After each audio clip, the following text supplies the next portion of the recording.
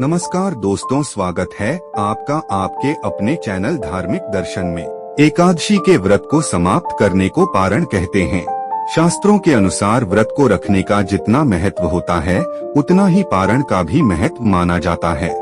शास्त्रों में कहा गया है कि यदि कोई व्यक्ति पूरे नियम और श्रद्धा के साथ एकादशी का व्रत करे, लेकिन अगले दिन शुभ मुहूर्त पर अर्थात पारण समय में पारण नहीं करता है, तो उसे उसके व्रत का पूर्ण फल नहीं मिलता है और व्रत भी अधूरा रह जाता है।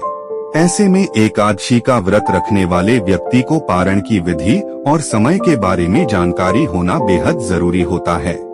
साथ ही पारण में क्या खाना चाहिए इसका विशेष रूप से ध्यान देना चाहिए, तभी व्रत का फल मिलता है। इसी प्रकार आषाढ़ माह में आने वाली एकादशी परम लाभकारी होती है।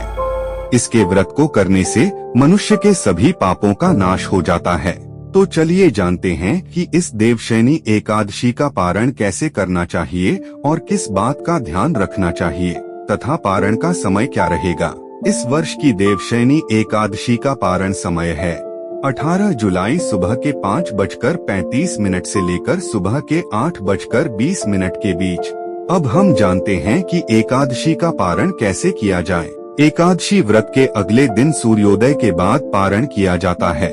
इसके लिए व्रती को प्रातः काल सबसे पहले स्नानादि से निवृत्त होकर अपने घर के मंदिर की साफ सफाई कर लेना चाहिए। उसके बाद भगवान सूर्य को जल अर्पित करें।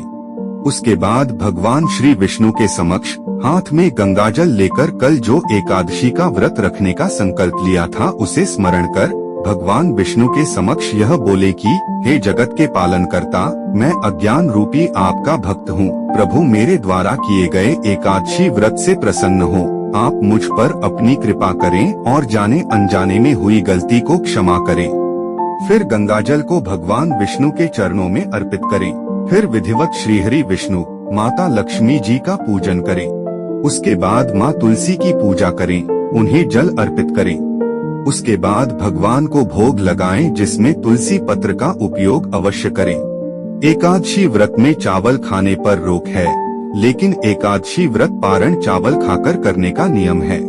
मान्यता है कि एकादशी के दिन चावल खाने से मृत्यु के बाद प्राणी का जन्म रेंगने वाले जीव की योनि में होता है, लेकिन द्वादशी को चावल खाकर व्रत का पारण करने से इस योनि से मुक्ति भी मिल जाती है। इसलिए संभव हो तो भगवान के भोग में चावल का उपयोग जरूर करें। फिर उस भोग को ब्राह्मण को घर बुलाकर खिलाएं और यथाशक्ति उन्हें दान दक्षिणा दे। यदि ब्राह्मण को घर बुलाना संभव हो न तो बाहर ही किसी ब्राह्मण को कच्चे अनाज का दान करें। एकादशी व्रत में दान का बहुत ही महत्व है।